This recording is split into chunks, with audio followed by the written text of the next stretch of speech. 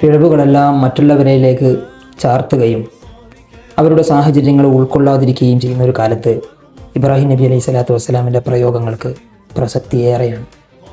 അള്ളാഹുവിനോട് ഇബ്രാഹിം നബി അലൈഹി സ്വലാത്തു വസ്സലാം പങ്കുവെക്കുന്ന ഒരു കാര്യം, ഏറെക്കാലം പലവിധേന സത്യം ബോധ്യപ്പെടുത്താൻ ശ്രമിച്ചിട്ടും ആ സത്യത്തോട് പുറംതിരിഞ്ഞ ഒരു സമൂഹത്തെ ബഹുമാനപ്പെട്ട ഇബ്രാഹിം നബി അലൈഹി സ്വലാത്തു വസ്സലാം അഡ്രസ്സ് ചെയ്യുന്നത് റബ്ബി ഇന്നഹുന്ന ഖദ് അള്ളൽന കസീറൻ മിനന്നാസ്, റബ്ബേ ഈ ജനങ്ങളെയൊക്കെ പറ്റിച്ചത് ബിംബങ്ങളാണ് എന്ന ഒരു പ്രയോഗത്തിലൂടെയാണ്. സാഹചര്യങ്ങളാണ് ഈ മനുഷ്യരെ സത്യത്തിൽ നിന്ന് വഴിതിരിച്ചു വിട്ടത്. അവരെ കുറ്റപ്പെടുത്തുകയല്ല, അവരുടെ സാഹചര്യത്തെ മനസ്സിലാക്കുന്നു. ആ സാഹചര്യം എങ്ങനെ ഇല്ലാതാക്കാൻ കഴിയും എന്നതിനെക്കുറിച്ച് ആലോചിപ്പിക്കുന്നു. അതായിരുന്നു ഇബ്രാഹിം നബി അലൈഹി സ്വലാത്തു വസ്സലാമിൻ്റെ പ്രയോഗം.